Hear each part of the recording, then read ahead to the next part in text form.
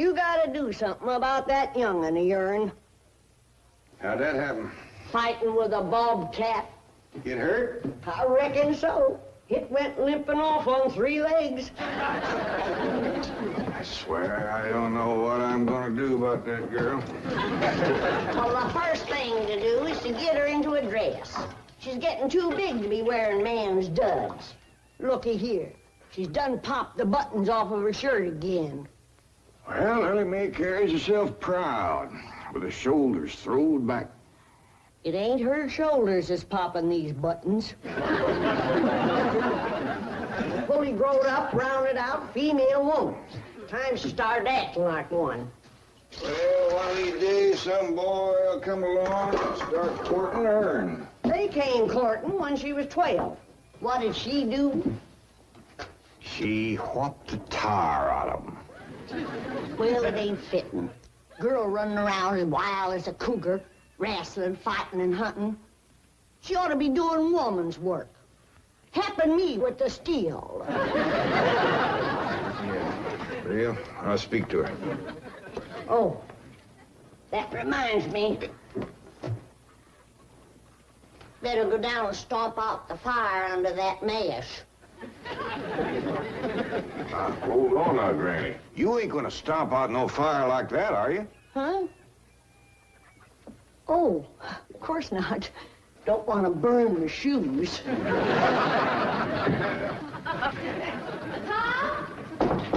Granny! Somebody open the door! Howdy, Paul. What you got there? Stranger? Where'd you get him? I beamed him with a rock. What for? He was skulking around down by the slough. Figured he might be a revenuer. He ain't no revenuer. Then can I keep him? Of course not. Well, I caught him. Don't matter. Well, he won't be no trouble. I could keep him out in the smokehouse. Ellie Mae, you can't keep people like they were dogs and cats. Ooh, ooh, ooh, ow, ooh, that's hard.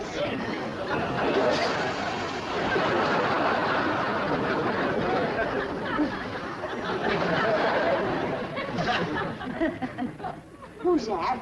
Some feller Ellie found nosing around. Beamed him with a rock so it'd be easier to tote. They're fellas from the petroleum company. What's a petroleum? I don't know. He asked me if he could do some wildcatting down by the slough. I said, help yourself. We're glad to get rid of the critters. What'd he say? Just kind of laughed. But the last on him, there ain't no wildcats down there at that slough. No, it's too full of oil. Oh, what happened? Where am I?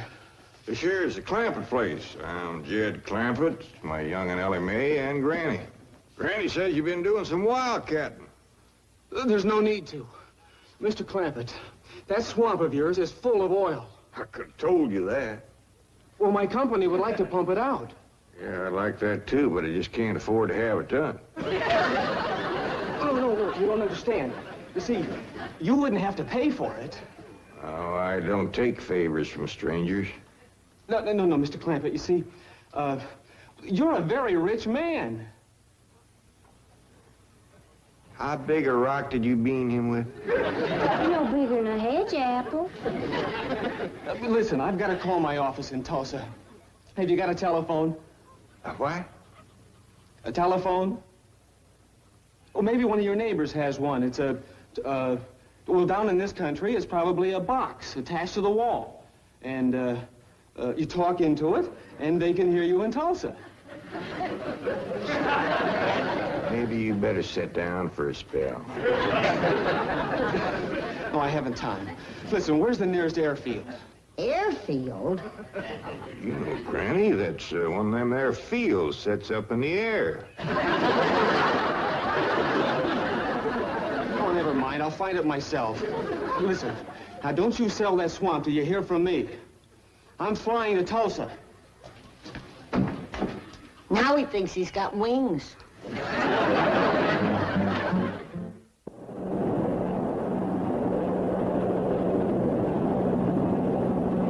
There recent surveys, I'd say that's going to be one of the richest pools since East Texas. News like this is bound to get out. Let's go down and get Clampetts' name on a deal.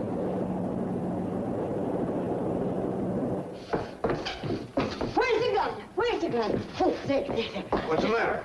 You want to see what just flew over Blueberry Ridge? What? The dad-blamedest biggest bird you ever laid eyes on. Probably just an overrode chicken hawk. Chicken hawk, nothing. That thing could make off with a hog. Hurry up, put that gun together.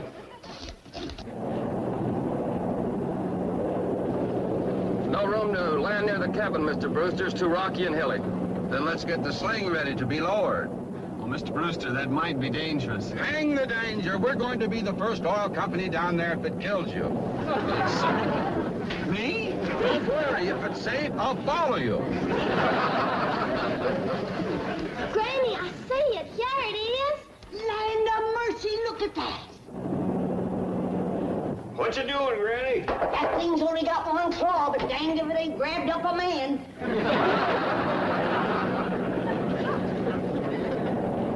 Hurry, Pa, it's my stranger. Where is it? Just flew over the house. I'll get it on t'other side.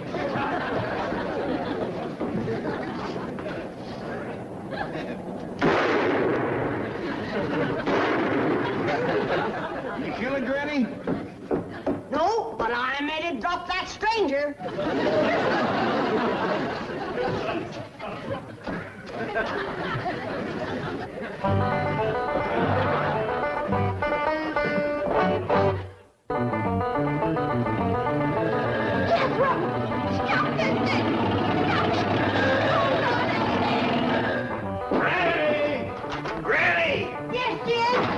Granny, grab a hold of something and hang on. Cousin Pearl and that overgrown son of hers is headed right for the cabin in that old truck. Heaven protect us.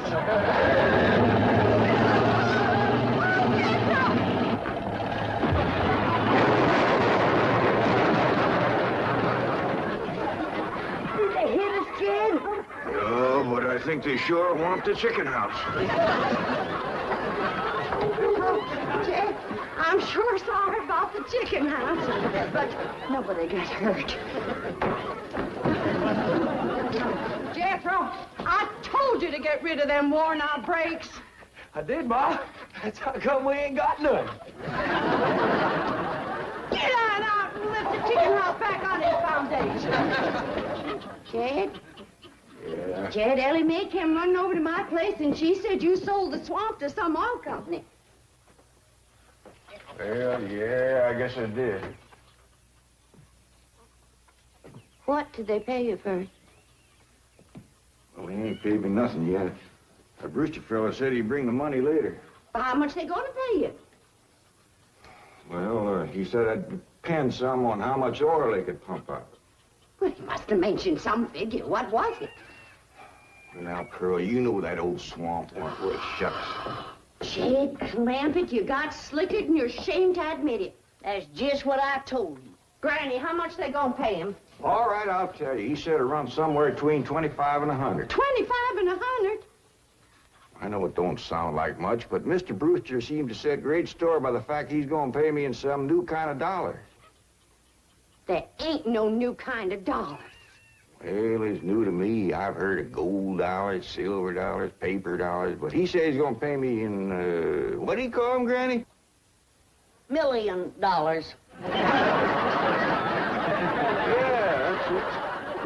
$1 million? he wrote the whole thing out on this piece of paper. Here, you can see for yourself. I don't know nothing about that. Let's see here now. Saints in heaven. Granny, give me the jug. It's empty, but I'll fetch some. I'll go, Granny.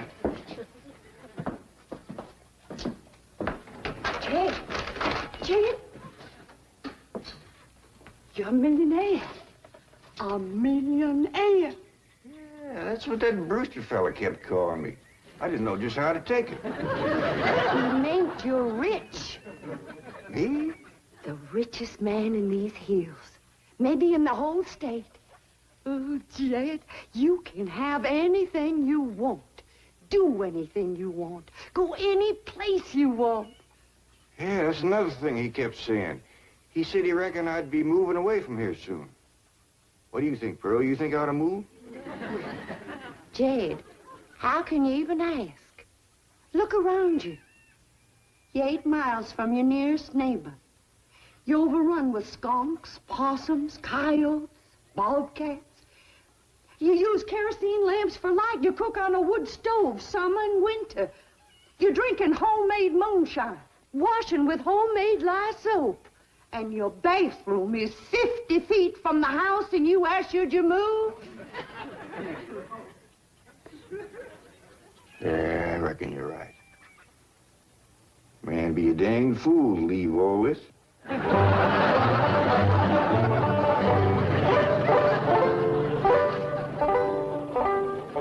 Oh, there you are, Jed. You misunderstood me. I meant you should move away. And you know where I'd go if I was you? Where? California. California? Yes, sir. Beverly Hills, California. Jed, remember the time that your pa took us to Eureka Springs to see the movie picture? Yeah. Well, the actors that make them movie pictures live in Beverly Hills. Go on. Yes, sir. Well, doggy. Ain't that be something? Living in the same neck of the woods with old town me. It sure would. And we could come visit you. I was saying, Jed, folks claim California's got it all beat. Why, things grow twice as big out there. Jethro would be a whopper, wouldn't he? He could help you move. He's awful handy at lifting and toting, and he could drive you out in my truck. I'll tell you what, Pearl. I'm going to have to study on this. When that Brewster fella comes back, I'll ask him what he thinks. Well, your cousin is right about that, Mr. Clampett. Beverly Hills is a choice residential area, and lots of millionaires do settle there. Folks like me, huh? Well, millionaires. And movie stars, too. Oh, yes, yes. Is Tom Mix there? No, I'm afraid Mr. Mix is dead. Oh? Oh, yeah. What's the matter with me? Remember, Pearl, he got shot at the end of that picture. Well, there are plenty other movie stars, and that's where Jed wants to live. Ain't it, Jed? I do like the notion of living in the hills. Never could stand flat country. Mr. Clampett, I think it only fair. That is, well, I think you may have a wrong idea about Beverly Hills. Is that where you live? No, my home is in Tulsa. Well, say, maybe you could get us a place there in your neighborhood. Mr. Clampett, let's not beat around the bush. You will love Beverly Hills. Then that's it. Can you steer Jed onto a good place? No, I can get the bank out there to handle it for him. He'd like a nice big place with plenty of room for his kinfolk to visit him. Is the foreigner staying to supper? I'm ashamed to say I ain't asked him. How about it? Oh, I don't think so. Oh, no trouble. What you cooking tonight, Granny? Mustard greens and possum innards. Mm-hmm. Did you hear that, Mr. Brewster? Very clearly. Want to change your mind? Not this time. Well, if you should happen to come back tomorrow, we'll be having leftovers. That's the thing about possum innards. He's just as good as second date.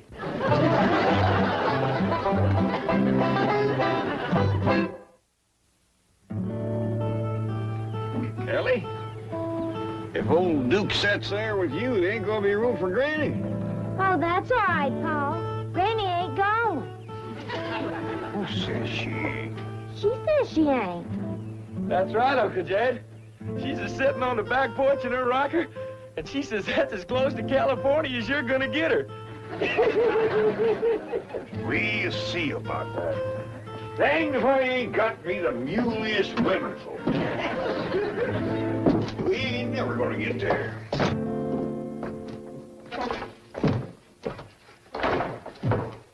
Now, what's all this nonsense about you ain't going to California? Ain't no nonsense to it. If the good Lord had a wanted me in California, he'd have put me in California. Maybe he's just getting around to it. The book says he moves in mysterious ways. Well, if he moves me, I'll go. But you and Big Jethro ain't a budging me. Granny, this here Beverly Hills sounds like the kind of place you'd like. That Brewster fella says they got smogs out there.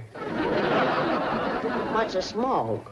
Well, me and Jethro figured out that's a small hog. And you heard what Pearl said. It ain't got no snow out there. You could run your still the year round. Run it the year round here.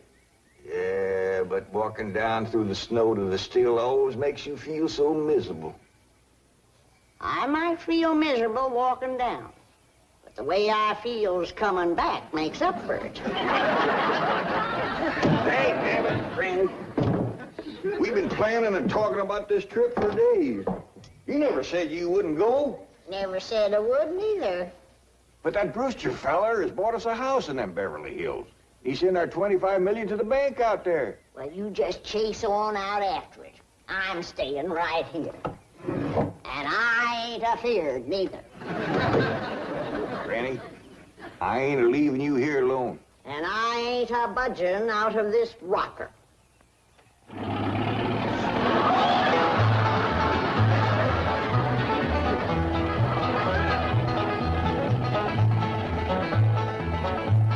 Jethro, what does that sign say? It says Beverly Hills. You hear that, Granny? We're there. They call them hills? Why, we got moles that can push up higher ridges than that. Well, leastways, these hills will be among our kind of folks.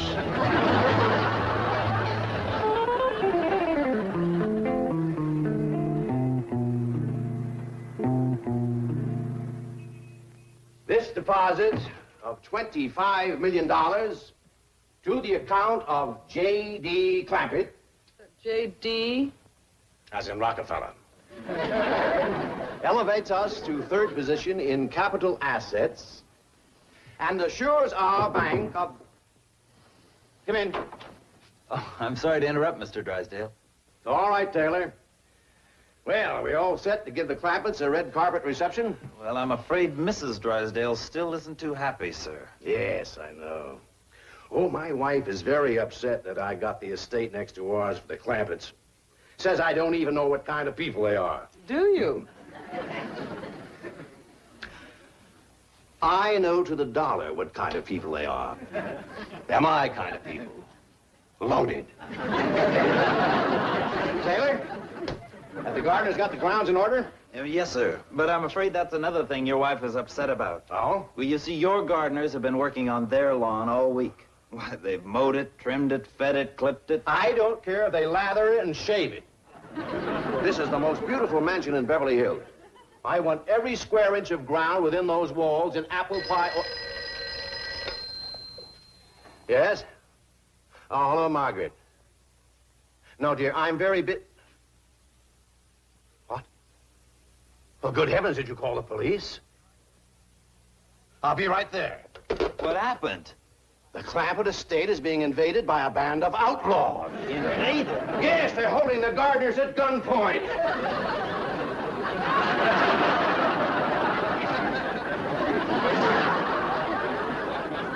Sure is lucky we come along we did. That's the truth. The way they were slipping through that gate, another 5 minutes and that whole darn prison would have been empty. Jethro, you sure that's a prison? Yeah, Uncle Jed. I seen pictures.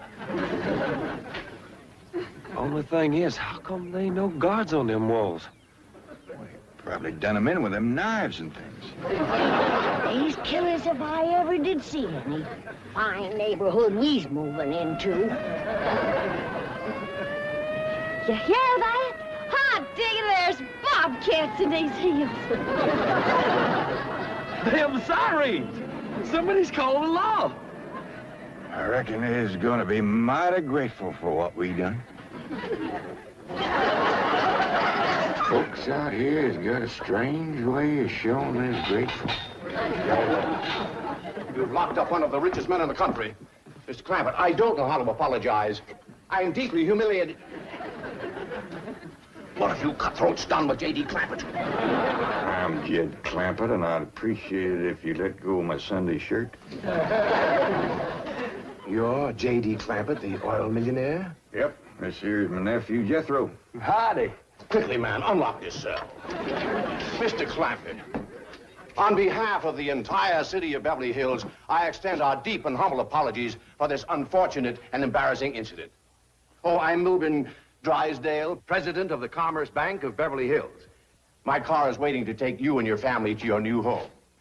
We want you to know how happy we are to have you, your handsome nephew, your lovely daughter, and your beautiful money. Mother.